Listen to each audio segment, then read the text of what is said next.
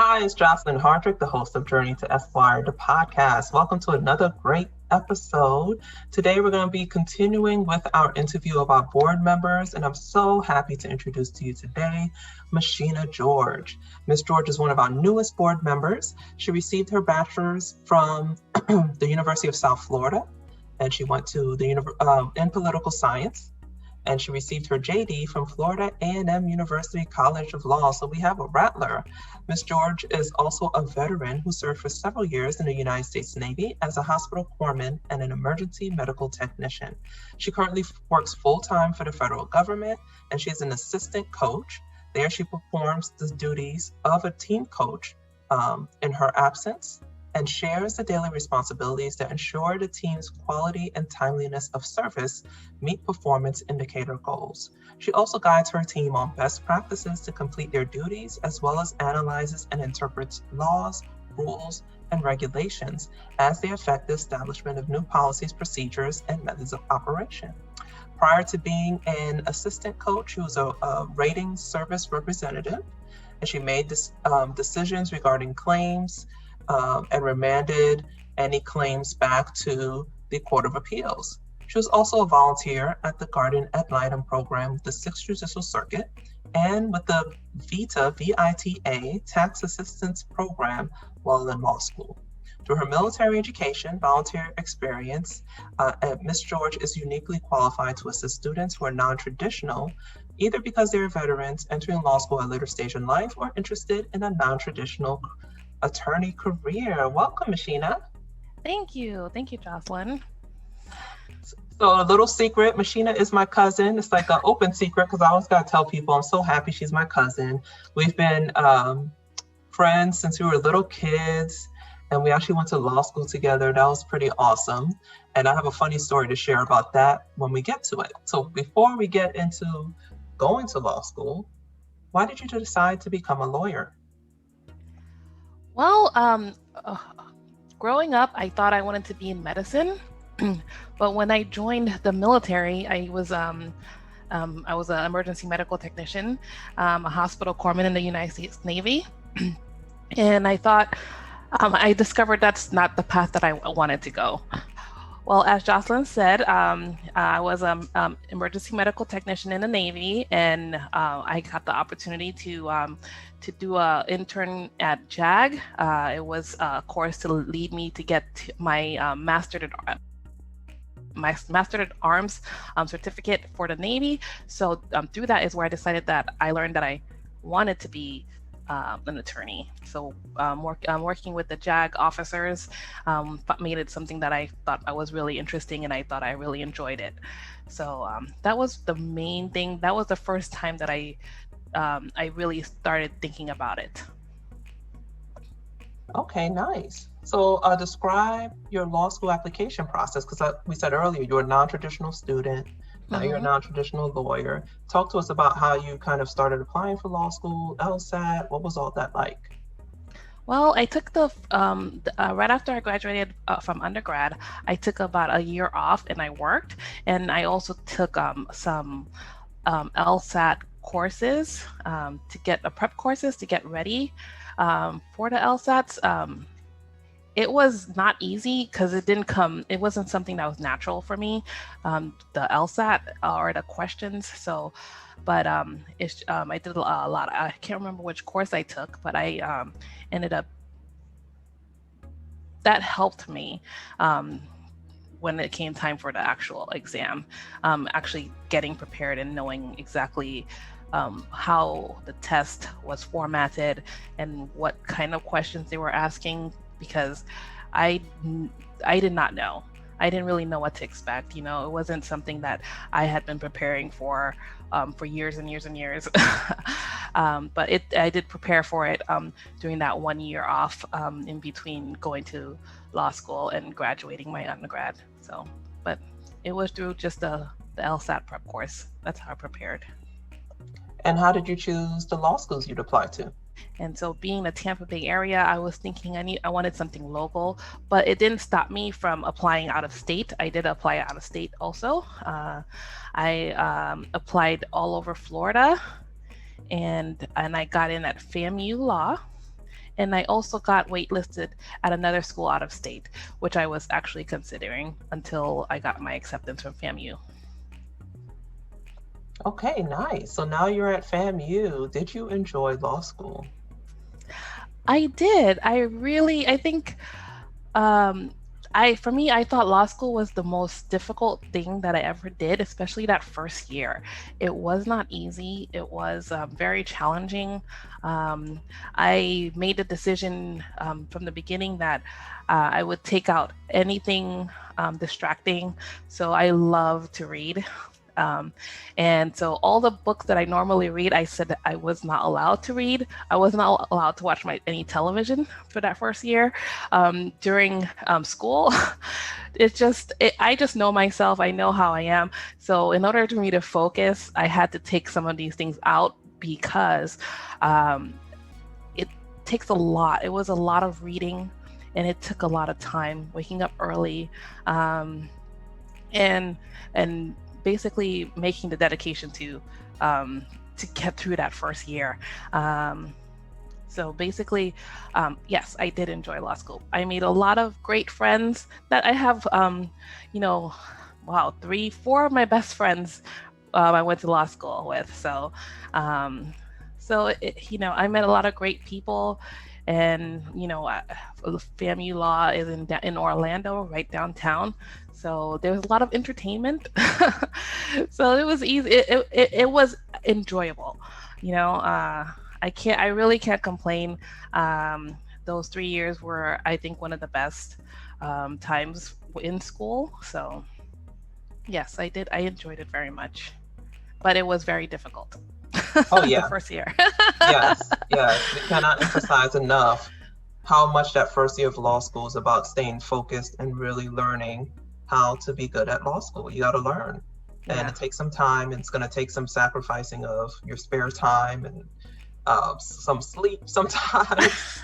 But I'm glad you had such a good time. Rattlers are like die-hard alums. They You are. can't tell Rattlers anything. And we have 2 Rattlers in the class of 2021. So they were so happy to hear you're a Rattler. So let's talk about, you're wrapping up law school. I remember going to your graduation. It was at Disney, which was so awesome. It was at Disney World. Yes. That was a very fun experience. It was hot.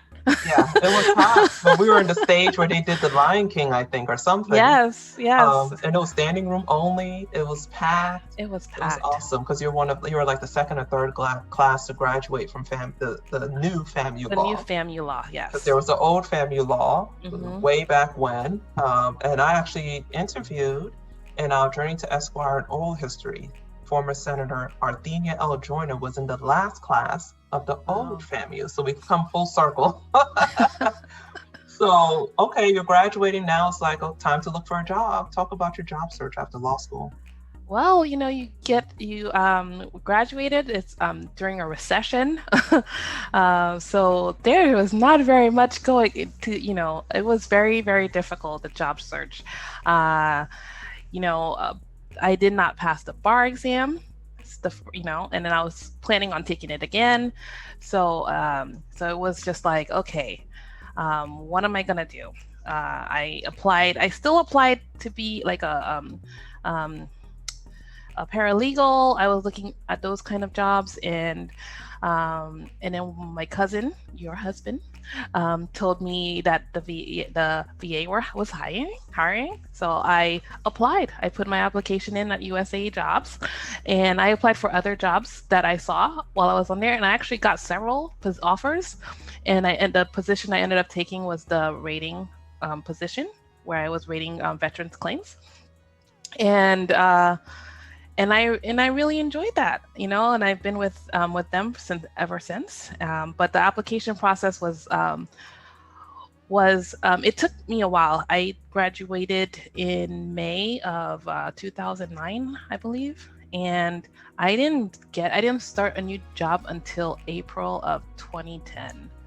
And then in that time, I had taken the bar exam. I had, but I applied to so many things, so many jobs, and a lot of them I didn't even hear back from, or even get an interview. But by the time I got the position I got, I had gotten several offers. And so, yeah, it was just, it was a long process just because of the time. It kind of reminded me what's going on right now with the COVID, and, um, it's kind of like coming back full circle again to a possibly new recession. So, Yeah, so that's what I was going to say, and what I've been telling students. I graduated in a recession. I was blessed. I had a job offer. Thank goodness they made the offer the summer before the recession hit, and they did not retract it. But right now, people are retracting offers. The bar exam did all kinds of weird things in 2020, and so some people did fail because it was just so different than how they had studied all right. 3 years of law school. And so that's good to hear. And thank you so much for sharing that story of, not passing the bar exam, not having a year to take a job, but you pivoted and now you're in a job you enjoy, you get paid well, lots of Yes. benefits. And so it takes some courage to share that, though. So I appreciate it. We've had other guests who've shared that as well because they want to encourage people who may have failed the bar exam and want to take it again, or Mm-hmm. those who failed and decided, I didn't really want to practice anyway, so let me leverage my degree in a different way. And I think all those stories can have a happy ending, just depending on how you approach it and what you do with it, because you still have that knowledge. And like I said in your intro, you're still reading laws and interpreting them and leading them. And so the skills you learned in law school are paying off. So what advice would you offer to new and future law students about, just any kind of nugget of wisdom you want to give them? I would tell them uh, to just make sure they take that first year, take that time to um, to focus, and also ask questions and ask for help. There's a lot of people who are willing to help you, and not everyone knows where to find that help. But if you ask, they will lead you. And I think that's one of the things that I didn't do as much as I should have when I was in my first year, is I didn't ask enough for help. And I'm learning, uh, as I get older, and I just I know that there's things that I could have done differently that first year that would have maybe made some kind of different impact in for me. But yes, focus. Definitely make sure you take that for that year seriously, the first year, and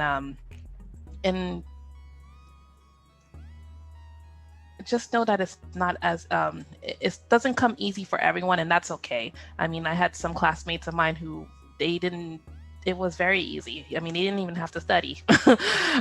So and that's great for them, but it's not for everyone. And try not to worry so much about what other people are doing. Concentrate on yourself, because it can be very, very competitive. And everyone is very concerned about how well other people are doing. And I know it's it, it depending on what law school you go to, it is a factor. Like someone else's grade can affect you, but you can only do your best. You can only do your best. There's no one else, no matter what, that you just prepare yourself so that you do the best and that you don't have any regrets.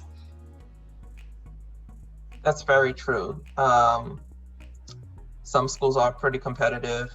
What I've noticed at places like Cooley and FAMU, they're more access schools. So there's still some competition, but there's this understanding that, they're going to have more non-traditional students, more older students, more part-time students. And so we're all just trying to get to the same end goal, right? Get that JD Yes. at the end of Yes. the day. So that's great advice.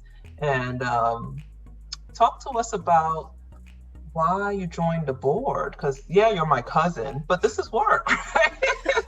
So I appreciate your support, but I think that for you, there was a moment that you were like, wow, I really need to get involved. Can you talk to us about that?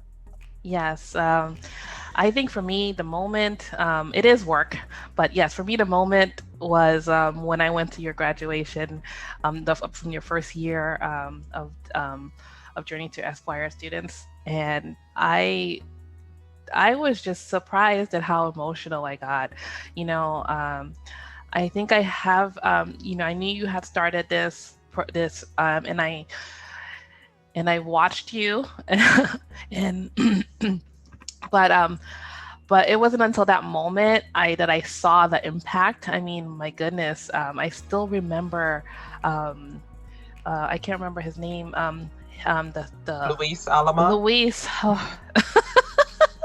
I just remember sitting there and just like ready to cry. And then he talked about how he just never wanted to do public speaking didn't come easy for him. And it was just like, and then it was so beautiful and he did so amazing. And I was like, why why didn't you want to do this? But yeah, that was the moment for me that I felt like, oh God, I gotta help. I want to be part of this. Yeah, so definitely, and I've really enjoyed it. It's definitely something that I want to continue doing, to helping out in any way I can. But yeah, I've really enjoyed connecting with the students and helping students in a way that I felt like I could have used some of that help when I was in my first year, but I didn't know. I didn't know what I didn't know, so it's like, oh, we can, if we could get them to them early enough, we can definitely help them in their journey, just like Journey to Esquire. Yeah. We create lawyers who lead, mentor, and inspire one student at a time. So thank you so much, Michena. I've loved the story that you shared. And you're right. We don't know what we don't know when we're law students. Sometimes we're afraid to ask for help and we don't know who to ask. And that's exactly why Journey to Esquire exists. A place for law students to go, a place for law firms, judges, bar associations. We're a resource. And so, and this podcast is one of those resources, and so are our lovely board members. Thank you so much for making time to do this podcast. I appreciate you. For more information, follow us, share, subscribe, like on social media, and visit our website, www.journeytoesquire.com. See you next time. Thank you, Jocelyn. Thank you.